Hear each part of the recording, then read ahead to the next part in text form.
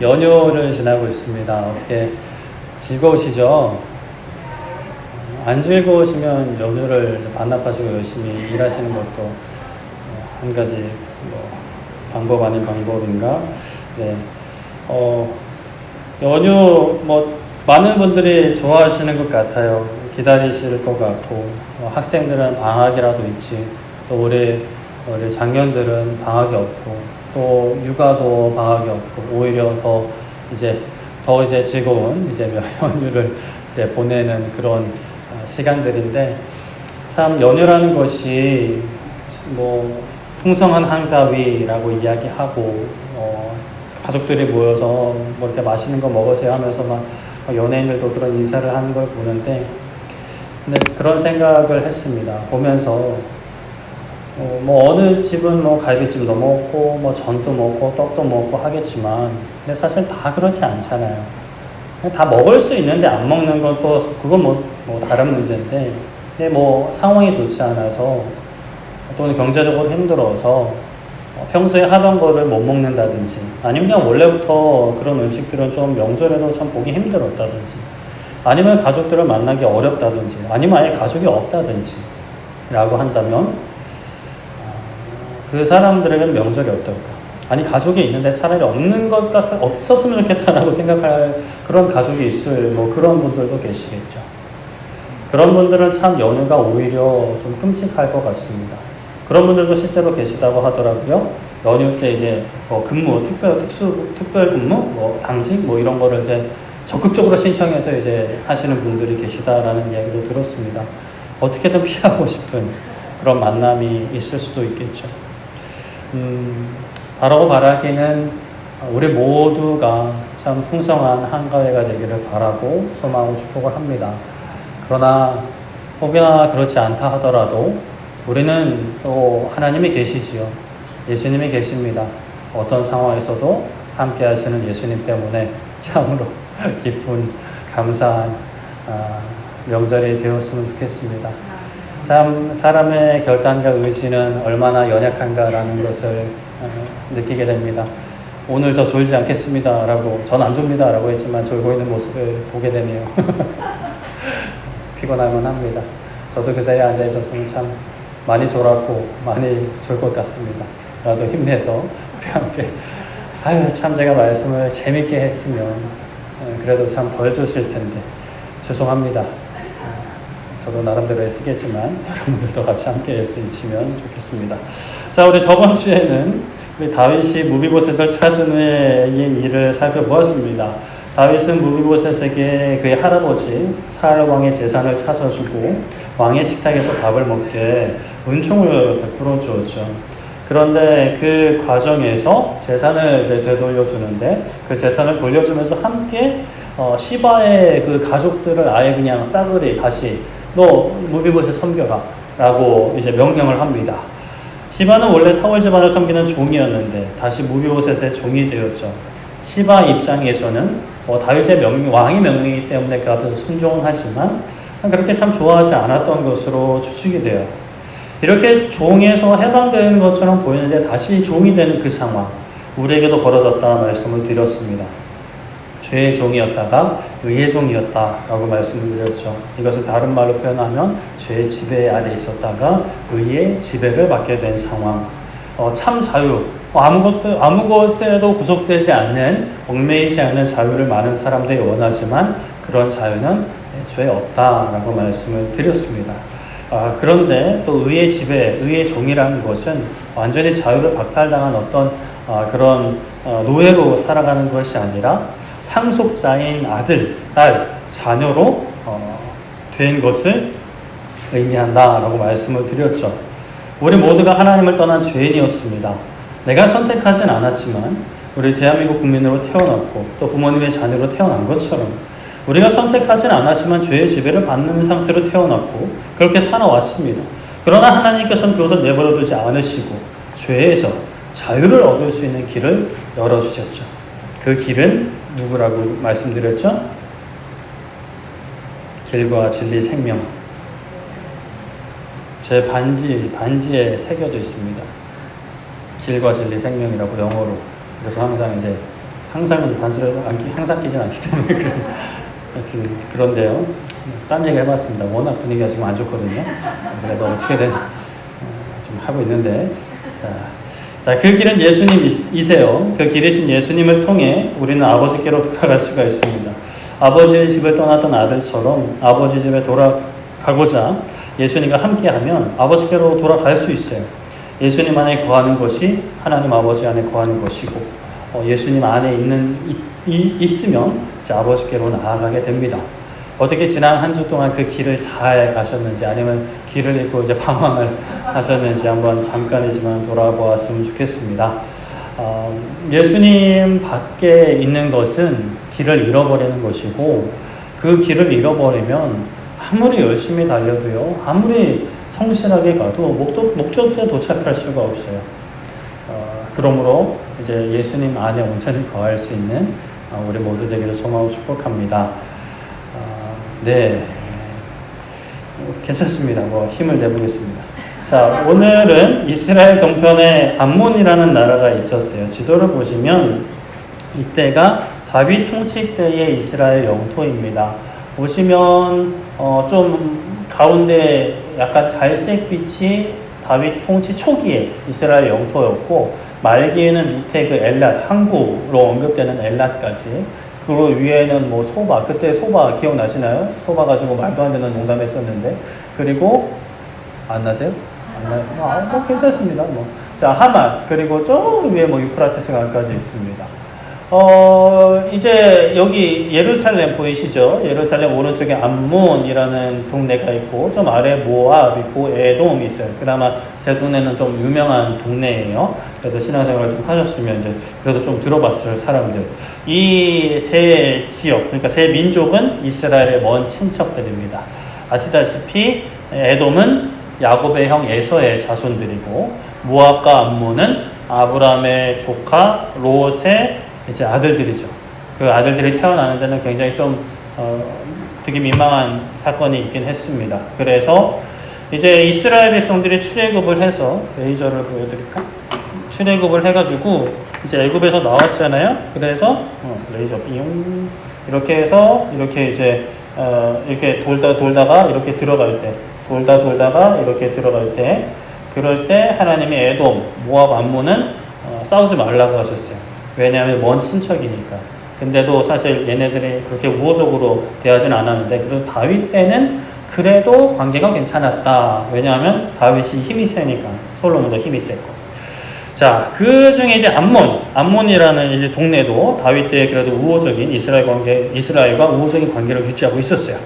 그런 상황 가운데 오늘 말씀 배경이 보면은 암몬 왕이었던 나하스라는 인물이 죽고 열왕기 사무엘에는 안 나오고 역대기에 나오는데 하여튼 죽고 그의 아들 한운이라는 사람이 대신하여 왕이 됩니다.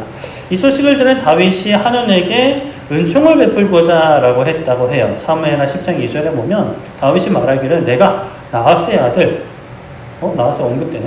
나하스의 아들 한운에게 은총을 베풀되 그의 아버지가 내게 은총을 베푼 것 같이 하리라 하고 다윗이 그의 신하들을 보내 그의 아버지를 조상하라 합니다. 조문하라는 거예요. 그러니까 조문한다는 건 뭐예요? 놀리려고 가는 거 아니잖아요. 그래도 우호적인 관계, 너의 슬픔이 또 나의 슬픔이다. 힘내라. 이런 식으로 말하려고 보내는 거예요. 그것을 무엇을 베풀고자 했다고요? 은총을 베풀고자 했다. 선한 마음을 베풀고자 했다. 좋은 일을 하고자 했다라는 겁니다. 엄청난 것은 아닐 수 있지만 그래도 신하들을 보내서 아버지의 죽음을 조문하려고 해요. 그래서 신하들이 암몬 자손의 땅으로 갔습니다. 그런데 이 소식을 누가 들었죠? 암몬의 왕이 들었어요. 다윗의 신하들이 왔다라는 소식을 듣고 암몬의 신하들이 그 왕 한운에게 이야기하기를 왕이시여 지금 다윗의 신하들이 왔습니다. 다윗의 신하들이 조문을 왔답니다. 그런데 이제 이게 진짜 좋은 일이라고 생각하십니까? 저희는 아닌 것 같습니다. 이 다윗이 이렇게 와가지고 이렇게 막 염탐하고 해가지고 우리 땅을 이제 점령하려고 하는 것 같습니다라고 이제 이야기하는 거예요. 근데 사실상 충분히 가능성이 있는 이야기예요. 과거에는 그렇게 어떻게든 이제 건덕지를 잡아가서 질이나 그 성의 어떤 두께, 아니 성벽의 구조 같은 것도 이렇게 어찌됐건 보면은 모르는 것보다 훨씬 이제 도움이 되니까요.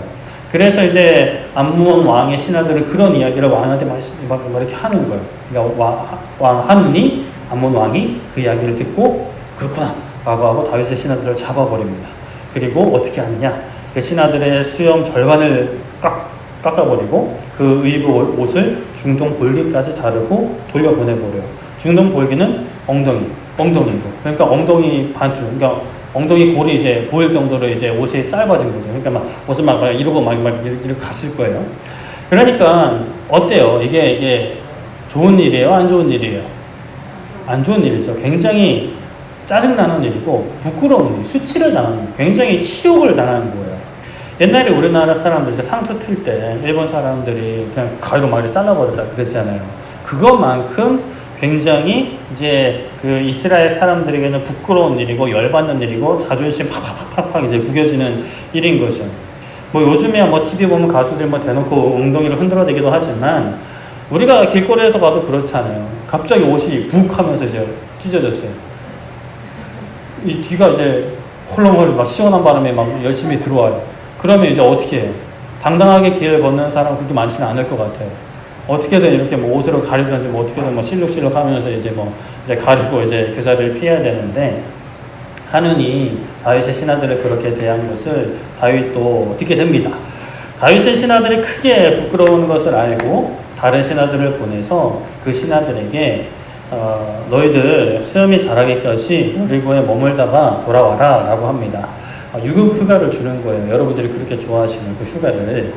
여리고는 요단강 근처 성읍입니다. 그러니까 옷이야 뭐 갈아입으면 되지만 이 수염이 이제 당연히 쑥쑥쑥 막 자라는 게 아니니까 자라는데 어느 정도 이제 본래 그 자신들의 어떤 그 자존심이라 그럴까요? 그게 이제 회복되는 데까지 이제 기다리게 하는 거예요.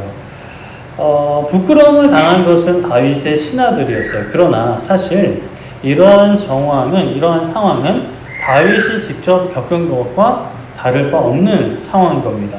다윗의 신하들에게 그러한 일을 한 것은 다윗에게 한 것과 다름이 아니었어요. 다윗의 신하들이 암몬에 갔던 것은 이스라엘을 대표해서 간 것이었습니다. 개인적인 방문이 아니었어요. 왕을 대신해서 간 사전을 따늘 그렇게 대우했다라는 것은 왕에게 직접적으로 그런 행동을 한 것이나 다름이 없는 거죠.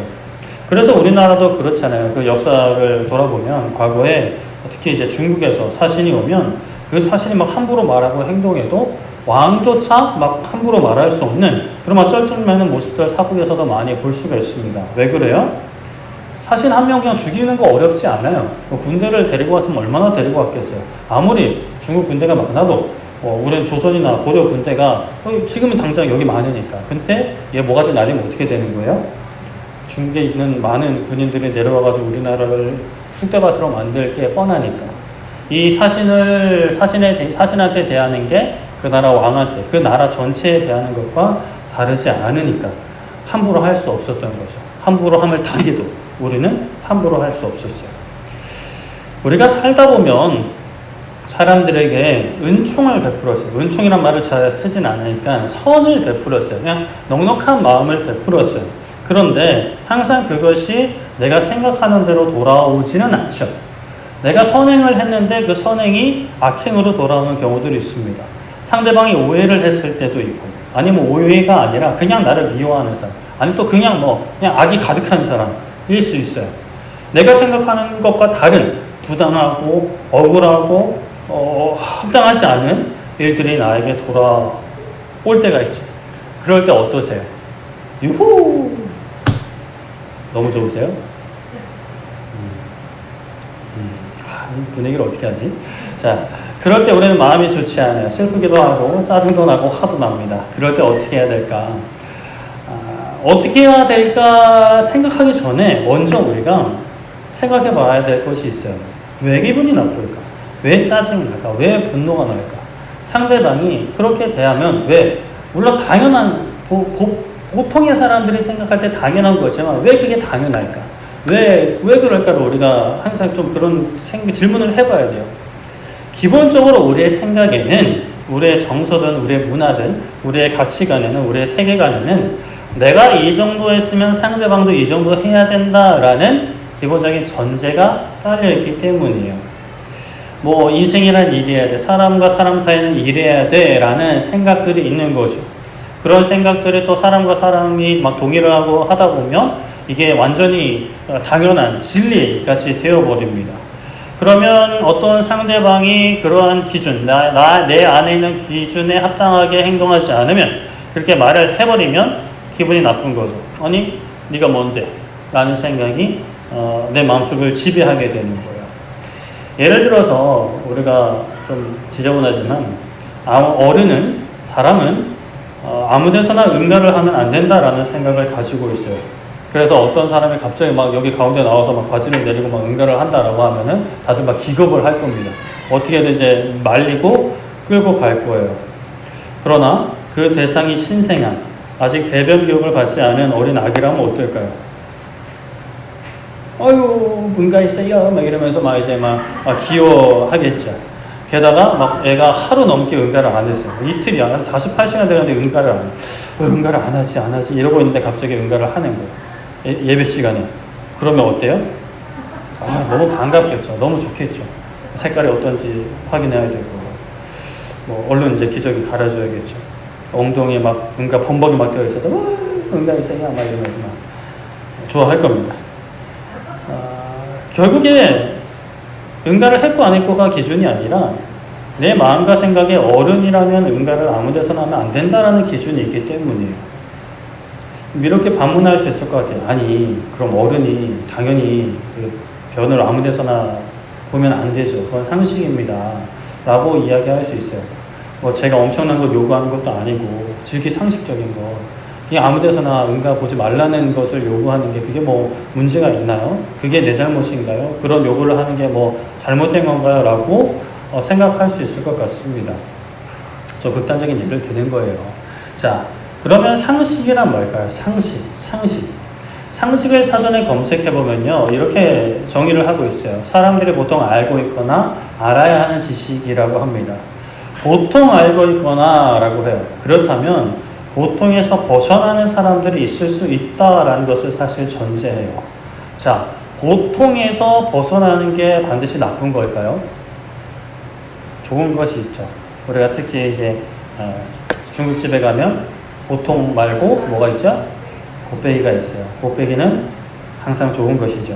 물론 뭐 조금 드시는 분한테는 부담스러운 것이겠지만 저 같은 사람에게는 항상 감사한 겁니다. 오히려 특별한 것이 될 수 있어요. 전 배변 문화를 계속 이야기하는데 요즘 저도 뭐 배변을 너무 많이 보다 보니까 제 거 말고 남의 거를 너무 많이 보다 보니까 좀 예시도 이렇게 좀 나오네요. 자, 배변 문화만 생각해도 모든 문화권에서 같은 생각을 가지고 있지 않아요. 아시죠?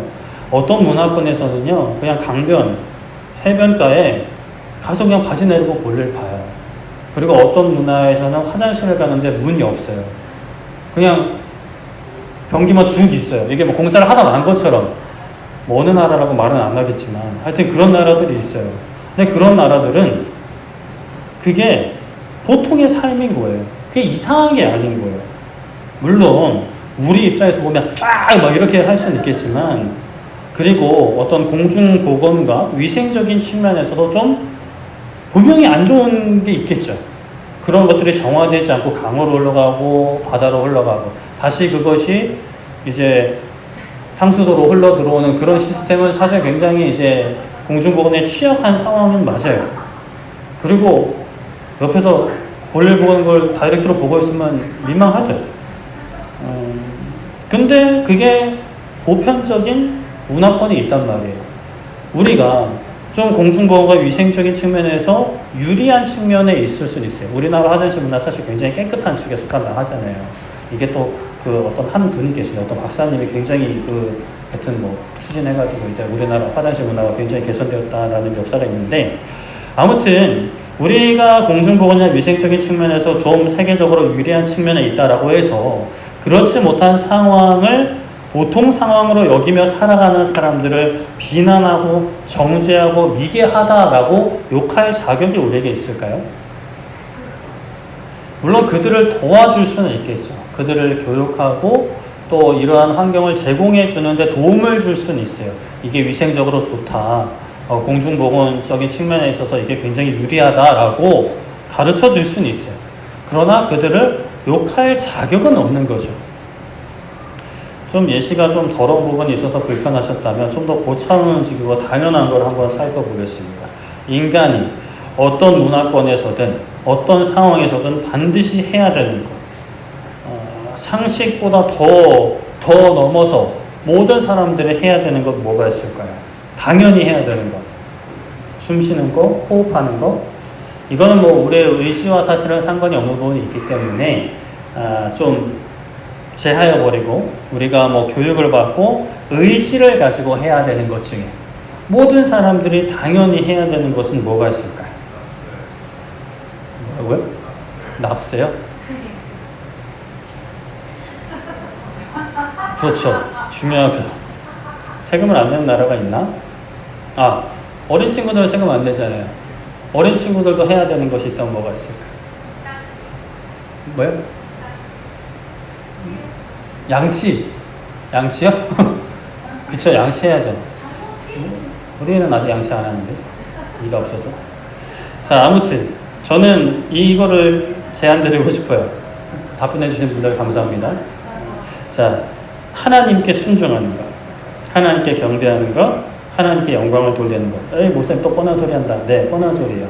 자, 물론 하나님을 모르는 사람들은 당연히 하나님께 순종할 수 없어요. 하나님을 경배할 수 없죠.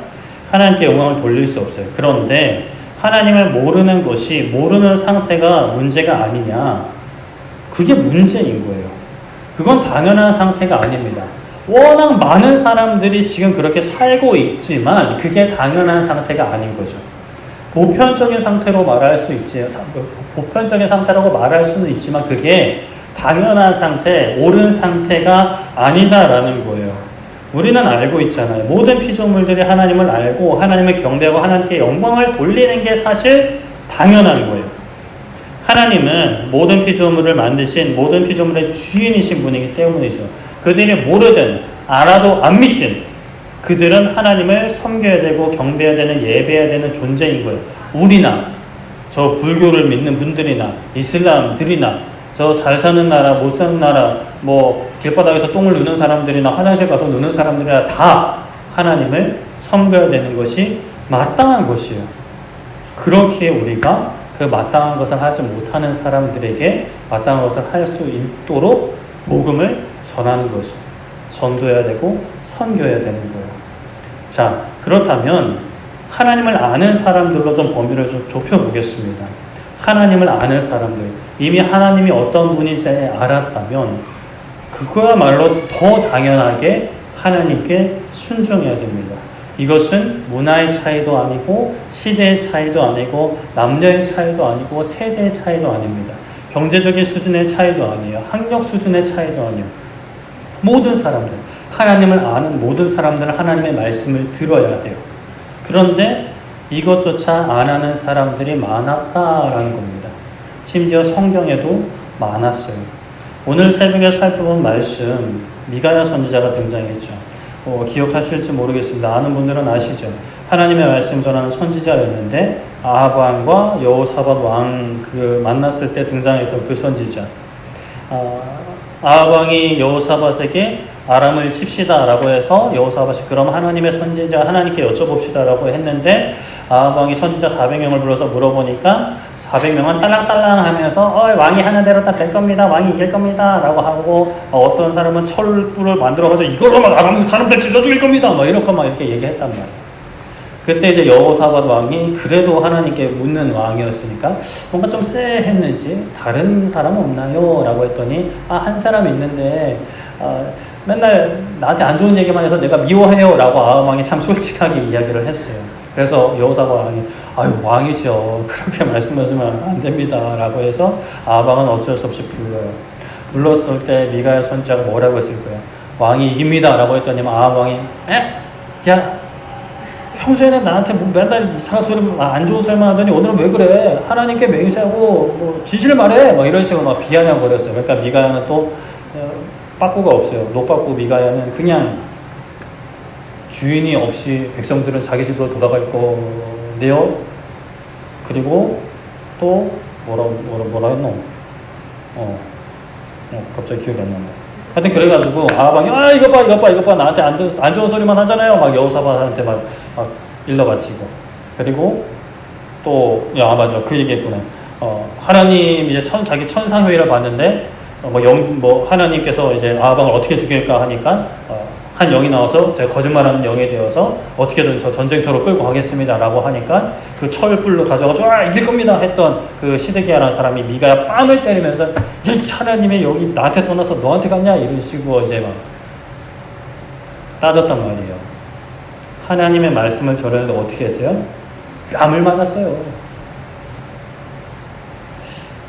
비아냥거리는 건 좀 참을 수 있을 것 같아요. 뺨까지 맞으면 사실 좀 그럴 것 같아요. 좀 마음이 무너질 것 같아요. 하나님의 말씀을 전했는데, 사실을 말했는데, 당연한 걸 했는데, 뺨을 맞았어요. 미가야만 그랬을까요? 이쪽으로 유명한 분 계세요. 예레미야라고 아주 대표적인 인물이에요. 미가야는 아하방을 향해서만 부정적인 예언을 쏟아냈지만, 예레미야는 남유다 전체를 향해서 부정적인 예언을 참 많이 쏟아냈어요. 사람들이 좋아할 리가 없죠. 한 번은 하나님께서 예레미야에게 뭘 시키셨냐면은 그냥 말만 하는 게 아니라 너가 좀 행동으로 보여줘라 하면서 줄과 멍에를 만들어서 지고 다니게 하셨어요. 그래서 멍에를 지고 다니면서 이 멍에 지는 이게 우리가 당할 일입니다. 이 멍에를 져야만 또 우리가 살 수 있습니다. 이 멍에까지 안 지려고 하면 진짜 다 죽어요 라는 말을 전하게 했단 말이에요. 참 피곤한 인생이에요. 대접받으면서 하나님 말씀 전하는 거 아니고 멍에까지 지고 다니면서 막 하나님 말씀을 전했던 인생이란 말이에요. 근데 그렇게 이제 지고 다니다가 하루는 다른 선지자들이랑 같이 막 또 붙을 기회가 있었어요. 대결해보자 이래가지고 뭐 그런 표현은 말씀이 없지만, 그런데 그 중에 이제 하나냐라는 선지자가 하나님께서 우리의 멍에를 꺾으실 겁니다라고 하면서 예레미야의 멍에를 뺏어다가 꺾어버려요. 그 멍에가 뭐 두껍지는 않았나 봐요. 그래서 꺾어버려요. 그래서 이제 예레미야가 뭐라고 했을까요? 예레미야 28장 6절에 선지자 예레미야가 말하기를 아멘 여호와는 이같이 하옵소서. 여호와께서 너가 예언한 말대로 이루사 여호와의 성전 기구와 모든 포로를 바벨론에서 이곳으로 되돌려오시기를 원한다 라고 합니다. 하나냐가 하나님이 이 나라 지키신다. 이 멍에 이 위기 극복하게 하신다. 예레미야가 자기도 답답한 거예요. 나도 그렇게 되기를 원한다. 아멘이다 이놈아 라고 이야기하는 거죠. 그러니까 이 말 하고 나서 하나냐가 이제 멍에를 끊어버리고 부러뜨려버리고 예레미야는 어떻게 하느냐. 자기가 갈 길 갔다라고 말씀을 해요. 그리고 나서 또 28장 9절에 무슨 얘기를 하냐면 평화를 예언하는 선지자는 그 예언자의 말이 응한 후에야 그가 진실로 여호와께서 보내신 선지자로 인정받게 된다. 네가 지금 아무리 떠들어대고 나도 뭐 떠들어대지만 결국에 어떻게 이루어지는지 그게 진짜 선지자라는 걸 밝혀줄 거다. 네 말이 이루어지나 내 말이 이루어지나 보자 라고 이야기를 해요. 예레미야는 참 이렇게 환영받지 못했고 무시당하는 삶을 살았어요. 근데 그게 당연한 건가요? 당연하지 않은 거예요. 하나님의 말씀이 선포됐으면 그 말씀에 순복하는 게 당연한 거예요. 근데 미가야도 그랬고 예레미야도 그랬고 그 인생 자체가 당연하지 않은 것들로 너무 가득한 거예요. 그럴 때 어땠을까요? 미가야 마음이 어땠을까요? 뺨 맞을 때 어땠을까요? 예레미야는 어땠을까요? 막 구덩이에도 들어가고 예레미야도요. 나중에 또 저번에도 말씀드렸잖아요. 하나님의 말씀대로 순종하겠습니다. 하나님의 뜻을 알려주세요 라고 물어봐서 얘기했더니만 아니요 그건 하나님의 뜻이 아닙니다. 하나님의 뜻은 우리가 저쪽으로 가는 걸 원하는 거예요 라고 하면서 답정너해가지고 예레미야 보쌈해가지고 막 데려간단 말이에요. 제가 혀를 내둘 것 같아요. 이 인간들이 이러면서 세상 살면서 억울한 일 당할 때 있죠. 특히나 우리가 그리스도인으로서 하나님 앞에서 막 정직하고 성실하게 살려고 했는데 부당하고 억울한 일 당할 때 세상에서도 심지어 교회 안에서도 그런 일 당할 수 있어요. 그럴 때 너무 화나죠. 짜증납니다. 억울해서 막 눈물까지 날 때가 있어요. 그럴 때 우리는 이 믿음의 선배들을 생각해야 돼요. 우리 미가야 선배님 하나님 말씀 잘하고 뺨 맞고 예레미야 선생님 무시당하고 감옥 가고 그런 모습을 생각해야 되는 거죠. 야 그래 미가야 형님도 뺨 맞았고 예레미야 형님도 개고생했는데 뭐 나라고 뭐 이런 생각도 도움이 됩니다. 자 그런데 하나님은 왜 이렇게 내버려 두실까요? 하나님의 말씀을 전하는 이 사람들이 왜 뺨 맞고 또 감옥에 가게끔 하실까요? 왜 내버려 두실까요? 왜 부당하고 억울한 일을 내버려 두실까? 우리가 하나님의 모든 계획과 뜻을 다 알 수는 없지만 사실 우리는 이미 알고 있어요. 살아가는 데 있어서 이런 억울한 일 당하고 부당한 일을 당할 때도 어떻게 우리가 대처를 해야 되고 어떤 마음을 가져야 되는지 충분히 알고 있어요. 누가복음 23장 35절에 이렇게 말씀합니다. 백성을 써서 구경하는데 관리들은 비웃어 이르되 저가 남을 구원하였으니 만일 하나님이 택하신 자 그리스도이면 자신도 구원할지어다 하고 해요. 이 말 누가 했을까요? 어디서 했을까요? 많이 들어보셨죠? 예수님께서 십자가에 달리셨을 때 그 모습을 비웃으면서 그 아래에서 사람들이 말하는 내용입니다. 예, 남은 구원한다고 해서 자기를 구원 못하네. 네가 그리스도면 너 자신을 구원해봐라 라고 비웃고 있는 거예요. 예수님 왜 십자가에 달리셨죠? 그들도 구원하시려고 십자가에 달리셨어요. 그런데 사람들은 고마워하기는커녕 아니면 그냥 모른 척 그냥 관심 없다는 가는 것도 아니고 굳이 서서 비아냥거리면서 조롱하고 있어요. 예수님께서 그들을 보시며 무슨 말씀을 하셨을까요? 우리가 잘 아는 말씀, 가상실험 중에 하나죠. 같이 한번 읽어볼까요? 시작! 이에 예수께서 이르시되 아버지 저들을 사하여 주옵소서 자기들이 하는 것을 알지 못함이니이다 하시더라. 그들이 그의 옷을 나눠 제비 뽑을세. 아멘. 예수님께서 십자가 위에서 그 끔찍한 고통 가운데 아버지에게 하신 기도가 바로 이거예요. 저 사람들 좀 용서해 주세요. 자기들이 무슨 짓을 하고 있는지, 무슨 말을 하고 있는지 하고는 있는데 모르고 하고 있습니다. 하나님, 저 사람들을 용서해 주세요. 자, 우리는 누굽니까? 우리는 누굴까요? 네, 어떤 사람인가요? 어떤 인간이에요? 어떤 인간이야? 우리는 어떤 인간일까? 예수님을 믿는 인간들이에요. 그리스도인이라고 합니다. 그리스도를 따르는 사람들이에요. 예수님을 생각하면 저 멀리 보이는 저 하나님 나라 천국에 계시는 분이기도 하지만 그런데도 어디 계세요? 어디 계세요? 우리 안에 계세요. 아멘? 우리 안에 계십니다. 이 자리에도 계세요. 믿으십니까? 믿으셔야 돼요. 이거 믿어야 돼요. 자, 예수님 우리 안에 있어요. 그러면 예수님이 하신 말들과 예수님이 하신 일들이 우리 마음속에 있는 거예요. 우리 생각 속에 있는 거예요. 그러면 나의 말과 나의 행동은 예수님의 말과 예수님의 행동이 나와야 되는 거죠. 아멘. 우리는 얼마나 우리의 말과 행동이 예수님을 닮아가고 있을까요? 억울하고 부당한 일을 당할 때 어떻게든 갚아주려고 하고 막 저주하려 하지는 않으실까요? 지는 막 이러면서 어떻게든 상대방의 잘못을 끄집어내려 하진 않나요? 아유, 목사님 얼마나 잘하시길래 그렇게 말씀하시네요 라고 속으로 생각하신다면 네, 저도 참 부끄러운 게 많은 사람입니다. 그냥 지난 한 주만 돌아봐도 참 부끄러운 게 지금 크게 두 개가 생각나는데 죄송한데 말씀은 못 드리겠어요. 너무 창피해서.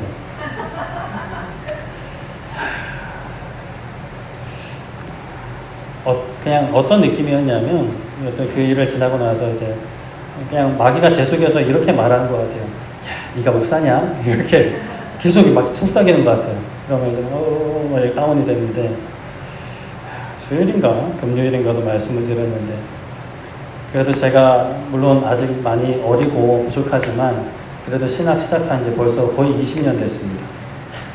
06년도에 입학을 했으니까 내년이면 20년 만에 하여튼 그래요. 목사 안수 받은 지는 10년 다 돼가고 하여튼 그래도 방구를 조금 끼긴 한 것 같아요. 그래서 누군가 특히나 이제 집에서 우리 소중한 우리 사모님께서 뭐 교회에 대해서 뭐 이렇게 신앙에 대해서 이렇게 말씀하시면 가끔 그런 말 합니다. 내가 목사다. 그렇잖아요. 내가 목사고 나름대로 신학 공부를 몇 년을 했는데 몇 년 했나? 4년, 3년, 또 3년, 또 3년. 학위가 3개입니다. 4개다, 4개. 4개다. 그런데 어떤 생각을 했다고 이번 주에? 네가 목사냐? 라는 생각이 끊임없이 찾아들어왔어요. 왜냐하면 좀 너무 부끄러웠거든요. 목사가 이런 마음을 가지고 이런 행동을 해? 라는 마음이 들어왔어요. 제 속에 들어왔어요. 저도 참 부끄러워요. 예수님의 말이 아닌 나의 말과 예수님의 행동이 나의 삶의 발자취에 아직도 남아있는 거예요. 앞으로도 조금씩 나오겠죠? 그래도 감사한 것은 그래도 깨닫게 하시고 기도하게 하시니 회개하게 하시니 그래도 감사합니다. 아직도 예수님을 닮아가려면 참 많은 부분이 남아있고 싸워야 되는 어떤 그런 부분들이 많이 있지만 그럼에도 불구하고 싸울 수 있음에 나아갈 수 있음에 감사하게 되는 거죠. 아버지를 찾을 수 있음에 감사하고 있습니다. 예수님을 닮아갈 수 있으면. 그래도 우리 저 어릴 때부터 보신 분들은 고백하시는 것은 사람 됐다. 하나님 은혜다. 저 양반이 저렇게 목회하는 것도 앞에서 설교하는 것도 하나님의 은혜가 아니면 결코 불가능한 것이다라고 간증하실 분들이 많으신 걸로 알고 있습니다. 예수님을 조롱하던 사람들 때문에 예수님이 십자가에 달리셨어요. 하나님은 그 사람들을 통해 하나님의 놀라운 구원 계획을 하나하나 이루어 가셨습니다. 우리가 하나님의 뜻은 다 이해할 수 없고 다 알 수 없지만 하나님은 이루어 가세요. 놀라운 구원의 계획을 이루어 가시는 거죠. 그 구원의 역사에 내가 하나님의 자녀로 동참할 건지 마귀 편에 서서 이루어질 수 없는, 그러니까 어떻게든 하나님의 역사를 무너뜨릴 수도 없는데 막 무너뜨리려고 애쓰는 인생을 살 것인지는 우리가 좀 결단할 필요가 있어요. 물론 우리가 결단한다고 해서 하나님의 자녀가 되는 것은 아니고 결단한다고 해서 내가 뭐 엄청난 일을 이루는 것은 아니지만 간절함으로 결단하며 하나님 앞에 엎드릴 때 하나님 편에 서고 싶다고 하나님께 쓰임받고 싶다고 사모함으로 매달릴 때 하나님께서 분명히 그 인생을 아름답게 사용하실 줄 믿습니다. 로마서 12장 19절 20절 이렇게 말씀합니다. 내 사랑하는 자들아 너희가 친히 원수를 갚지 말고 하나님의 진노하심에 맡기라. 기록되었으되 원수 갚는 것이 내게 있으니 내가 갚으리라고 주께서 말씀하십니다. 너의 원수가 주려거든 먹이고 목마르거든 마시게 하라. 그리함으로 너가 숯불을 그 머리에 쌓아 놓으리라 라고 말씀을 합니다. 우리를 힘들게 하는 상황, 좀 더 구체적으로 말하면 이 본문에서는 우리를 힘들게 하는 사람, 하나님께서 갚으신다라는 거예요.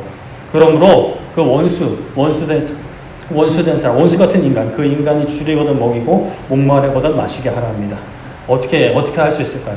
이거 먹고 죽어라 이러면서 이렇게 막 하는 게 아니라 숯불을 머리에 올려서 머리가 홀라당 타버리라고, 머리가 다 벗겨져라 뭐 이런 식으로 이제 하라는 게 아니라 내가 갚고 싶은 거, 내가 되돌려주고 싶은 거, 억울한 거, 부당한 거, 그것을 하나님의 큰 능력으로 대신 갚아달라고 하라는 게 아니라 악을 징계하시는 주권을 하나님께 올려드리는 거고, 우리의 마음은 예수님의 마음을 품는 거예요. 예수님의 마음, 아까 우리가 읽었던 이 마음, 아버지 저들을 사하여 주옵소서. 자기들이 하는 것을 알지 못함입니다. 이게 아버지 마음과 다른 예수님의 마음일까요? 아버지 마음과 같은 마음이에요. 아버지 마음을 예수님은 거기서 고백하고 계시는 거예요. 마태복음 5장 44절에 예수님께서 이미 분명히 말씀하신 것이 있습니다. 나는 너에게 이르노니 너희 원수를 어떻게 하라고요?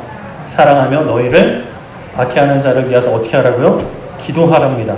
기도하래요. 하나님, 저희를 박해하는 자를 죽여주시옵고 벌을 내려주시옵고 아주 그냥 저주를 내려주시옵소서 막 이런 기도가 아니라, 다시 한번 예수님 말씀 기도 보여드릴까요? 아버지 저들을 사하여 주옵소서. 저 죽일 놈들을 사하여 주시옵소서. 이런 기도가 아니라 저들을 불쌍히 여겨주세요. 나를 불쌍히 여겨주신 것처럼 저 사람들을 불쌍히 여겨주세요 라고 기도하는 거죠. 하나님 숯불을 머리에 올려주세요. 이런 기도가 아니라 저 사람도 하나님의 은혜를 입고 진짜 숯불이 올라가기 전에, 숯불 속에 뛰어 들어가기 전에 저들도 회개해서 하나님의 자녀가 되게 해주세요. 그래서 함께 찬양하면서 함께 노래하게 해주세요 라고 기도하는 거예요. 이 5장 44절, 바로 이 다음 구절에 예수님이 뭐라고 말씀하시냐, 원수를 사랑하고 너희를 박해하는 자를 위해 기도하라. 그리고 이같이 한즉 하늘에 계신 너희 아버지의 무엇이 되리니? 아들이 되리니. 이는 하나님이 그 해를 악인과 선인에게 비추시며 비를 의로운 자와 불의한 자에게 내려주심이라 라고 말씀을 하세요. 자, 이 말씀 우리가 참 심각하게 받아들여야 됩니다. 원수를 사랑하고 박해하는 자를 위해 기도하면 무엇이 된다고요? 하늘에 계신 아버지의 아들이 된다라는 거예요. 자, 하나님의 자녀가 되는 건 우리가 어떻게 되는 거죠? 우리가 기본적으로 교회에서 말하는 거. 예수님을 믿으면, 예수님을 영접하면 하나님의 자녀가 되는 권세를 주셨으니 예수님을 믿으면 돼요. 근데 여기서 예수님은 뭐라고 말씀하세요? 원수를 사랑해라. 그리고 박해하는 자들을 위해 기도하라. 그러면 너희가 하늘 아버지의 아들이 된다라는 거예요. 딸이 된다라는 거예요. 아니 이거 뭐 좀 말씀이 다르시네요, 예수님. 어디는 좀 믿음으로 퉁치시는 것 같더니만 결국에 본색을 드러내시는 건가요? 라고 생각하면 좀 곤란합니다. 자, 믿으면 구원을 받고요. 영접을 하면 하나님의 자녀가 됩니다. 그런데 영접을 한다는 게 뭐예요? 모셔드리는 거예요. 내 삶의 주인으로 모셔드리는 거예요. 그러면 저기 구석에서 찍소리도 못하고 예수님 막 덜덜 떨고 계시는 게 아니라 보호자에 앉아서 어흥 하면서 이제 내 삶을 호령하신단 말이에요. 그러면 예수님의 명령대로 순종하는 게 예수님을 영접한 거예요. 예수님이 하시는 말을 내가 하고 예수님이 하시는 행동을 하는 거, 예수님이 걸어가시는 길을 걸어가는 게 예수님을 영접하는 거란 말이에요. 그러면 아까 예수님이 했던 그 기도를 하는 거죠. 원수를 사랑하고. 사실 원수들이잖아요. 예수님을 죽인 사람들이요. 못 박은 사람들이요. 원수예요. 예수님을 박해하는 사람들이요. 그들을 사랑하시면서 기도하신 예수님의 그 기도가 우리의 기도가 되는 거죠. 하나님의 자녀의 기도가 되는 거예요. 우리도 원수 되었을 때 하나님께서 우리를 사랑하셨습니다. 무엇을 주셨죠? 아들의 생명을 주셨어요. 그 아들의 희생으로 우리가 하나님의 자녀가 되었어요. 참 근데 사랑하기 힘들죠. 그렇죠? 원수 같은 사람 한 명만 생각해 보세요. 여러분들 박해하는 사람 생각해 보세요. 직장에서 나를 괴롭히는 사람, 또 가정에서 나를 힘들게 하는 사람, 이웃 간에 힘들게 하는 사람. 참 우리 동네에도 이 주차 문제로 사실 제가 몇 번이나 말씀드렸는데 우리 집은 그나마 좀 괜찮았는데 앞집이 좀 말썽을 부릴 때가 있었어요. 앞집에 그랜저가 꼭 주차 자리에 꼭 이렇게 수평 주차를 해가지고 나가기 힘들게 만들어요. 그래서 너무 막 짜증이 났어요. 그래서 이제 근데 이걸 뭐 전화해 구청에 신고해 막 이렇게 막 하다가 하여튼 가만히 기도만 했어요. 하나님, 그렇죠. 그리스도인인데 불편함도 감수해서 하나님 뜻대로 이루시옵소서. 그리고 어느 날 경찰들이 들이닥쳤고 그 사람을 검거하고 다리가 부러지고 119에 실려가는 이건 좀 취소. 그런 일이 일어났습니다. 그래서 그 차는 지금까지 다시는 보이지 않았고 또 다른 차가 그렇게 되고 있어요. 기도하고 있습니다. 하나님 아시죠? 근데 뭐 저희는 조금 이따 이사를 갈 겁니다. 자, 그런 사고가 있었습니다. 어디 얘기하다 하지? 사랑하기가 너무 힘들어요. 그렇죠? 원수들 사랑하기 너무 힘들어요. 그들 위해서 기도하는 거요. 얼른 하나님 잡아가세요. 이런 기도는 나오기 쉽지만 그들을 정말 아껴주고 위하고 그들이 하나님 앞에 참 자녀가 되는 기도. 저 인간을 천국에서 같이 볼까 두렵지. 우리가 그 인간과 함께 하나님을 찬양하는 모습을 상상하며 기도하니 쉽지 않죠. 그러나 우리에게는 굉장히 놀라운 능력이 있습니다. 마음과 입이 따로 놀 수 있는 놀라운 능력이 있어요. 그래서 우리는 맛없는 음식을 먹을 때도 맛있다고 할 수 있고 이쁘지 않은 사람을 볼 때도 이쁘다고 할 수 있어요. 아멘이신가요?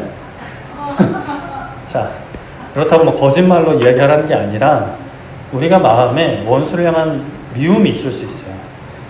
박해하는 사람을 향한 분노가 있을 수 있어요. 그럼에도 불구하고 우리는 기도할 수 있어요. 하나님 도와주세요. 하나님 사랑하게 해주세요. 사랑하겠습니다. 하나님 사랑하라고 하셨으니까 사랑하겠습니다. 근데 난 못해요. 하나님 도와주세요. 라고 기도할 수 있어요? 없어요? 있어요. 내 마음속에 분노가 있어도 그런 기도 할 수 있죠. 아니 나는 못합니다. 내 눈에 흙이 들어오기 전까지 그럴 때 흙을 뿌려버리세요. 할 수 있어요. 기도할 수 있어요. 우리의 마음과 입은 따로 놓을 수 있는 능력이 하나님으로부터 주어진 건가? 나는 모르겠습니다. 하여튼 할 수 있잖아요. 기도할 수 있어요. 그렇다고 막 거짓말을 계속 기도하는 게 아니라 그래도 하나님 진짜 말씀을 지키고 싶은 건 사실 다 우리 모두 같잖아요. 그렇죠?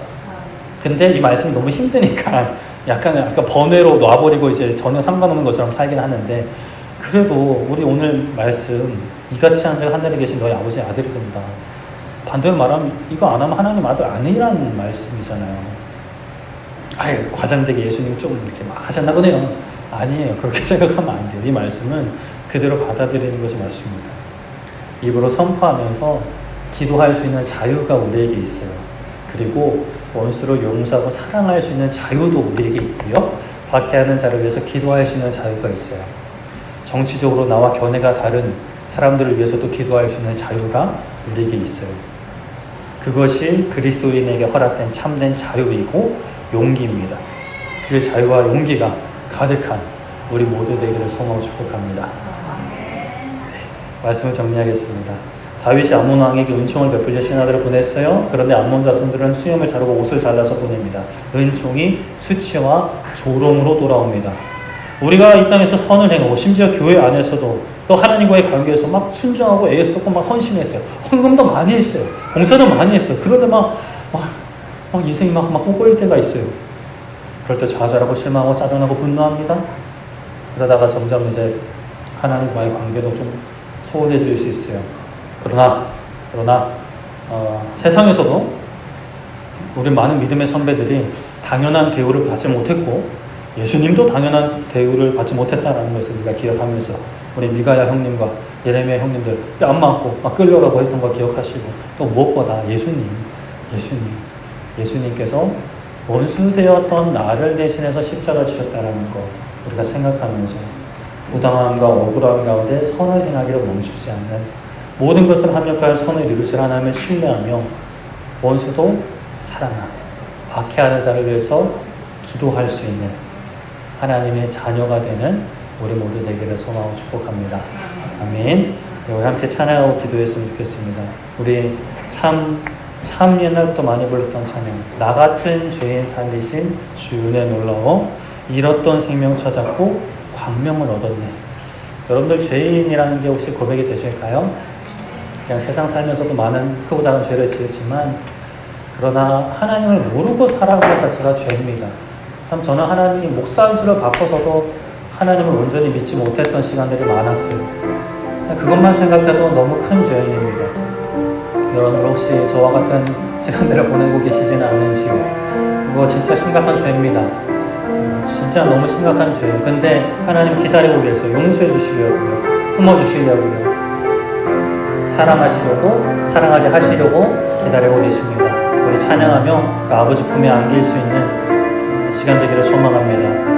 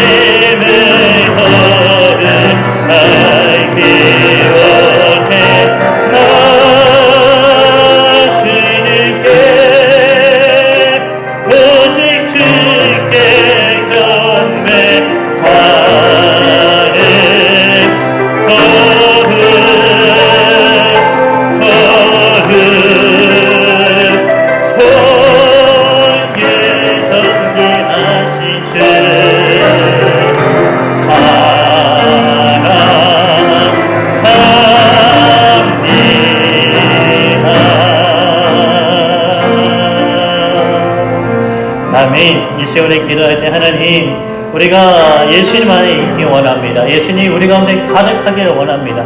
그 원수, 비웃고 조롱하는 이들을 위해 아버지 저들을 용서해 주시옵소서. 저들은 무슨 짓을 하고 있는지 모릅니다 라고 기도하셨던 그 기도가 나의 기도가 되게 하여 주시옵소서. 이제 우리 원수들 한 명씩 생각하시면서 하나님 사랑하기 원합니다. 박해하는 자들을 위해서 정말 선한 마음으로 예수님 마음으로 기도하기 원합니다 라는 기도로 이 시간 우리 주여 보시고 나가도록 하겠습니다. 주여, 살아계신 하나님 아버지, 이 시간 하나님 우리가 굉장히 부담스러운 기도 제목을 하고 하나님 앞에 나아갑니다. 아버지 하나님, 우리가 하나님의 자녀가 되었는데 아버지 하나님 그 자녀의 삶을 아버지 얼마나 누리고 있는지 돌아보기 원합니다. 아버지 하나님 원수까지도 살아나고 아버지 박해하는 자들을 위해 기도하고 있는지 아버지 하나님 우리가 이 시간 돌아볼 때 그동안 그러지 못했다면 아버지 그러지 못한 시간들을 용서하여 주시옵고 아버지 우리가 기도합니다. 하나님 원수 사랑하게 하시고 아버지 박해하는 자들을 위해 기도하는 우리가 되게 하여 주시옵소서. 이 땅 가운데 부당한 일을 당하고 억울한 일을 당하고 불편한 일을 당할 때에도 하나님 아버지 바라보며 기뻐하고 감사하는 아버지 저희가 되게 하여 주시옵소서. 하나님 부족해서 아버지 목사임에도 불구하고 그렇지 못했던 시간들이 있었음을 하나님 앞에 고백합니다. 아버지 하나님 용서해 주시옵고 아버지 하나님 매우 지키시는 하나님의 은혜를 붙잡고 이 시간 기도합니다. 아버지 우리 교회 가운데 우리 모든 지체와 모든 가정 가운데 이 나라 가운데 온 세계 열방 가운데 우리 그리스도인들이 아버지 하나님 정말 그 예수님의 마음을 품고 예수님의 기도를 가지고 세상에 나아가 원수를 사랑하고 박해하는 자를 위해 기도하며 참된 평화를 선포하는 교회들이 되게 하여 주시옵소서. 한국교회 되게 하여 주시옵소서. 정치가 좌우로 갈리고 남녀가 갈리고 세대간에 갈린 이 나라 가운데 한국교회가 아버지 하나님 사랑을 선포하는 교회가 되게 하여 주시고 하나 되어 아버지 기도하는 교회들이 되게 하여 주시옵소서. 하나님 우리 대한교회도 그 한국교회 가운데 하나의 교회가 되어 아버지 서로 사랑하게 하시며 용서하고 용납하게 하시며 박해하는 자들을 위해 기도하는 원수까지도 사랑하는 아버지 우리의 삶이 되게 하여 주시옵소서.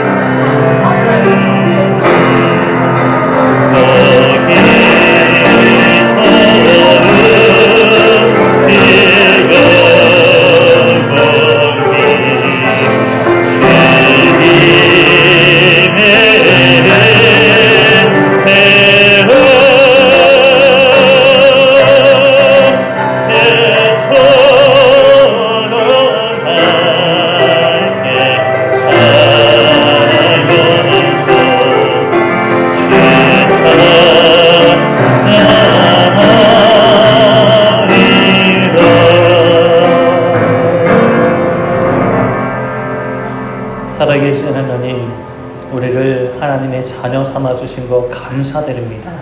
아버지 하나님, 하나님의 자녀로 살며 때로는 부당한 일 당하고 억울한 일 당할 때 어떻게 하나님이 아버지시면서 나에게 이런 일을 허락하실 수 있냐라는 생각이 우리를 지배할 때가 있지만, 그러나 우리 많은 믿음의 선배들이 정말 그 부당하고 억울한 일 가운데서도 하나님이 허락하신 길을 걸어갔던 것처럼 무엇보다 예수님께서 십자가에서 그런 지옥과 모욕을 조롱을 당하시면서도 그들을 위해 기도하셨던 것처럼 원수 되었던 우리를 위해 십자가 죽으신 것처럼 하나님 우리도 그런 예수님 닮아가게 하여 주시옵소서.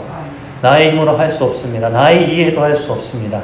내 안에 예수님 그냥 아주 그냥 가득히 역사해 주셔서 예수님의 기도가, 예수님의 말이, 예수님의 행동이 나의 삶 가운데도 가득히 세워지는 복된 은혜 허락하여 주시옵소서. 감사드리며 예수님의 이름으로 기도드립니다. 아멘.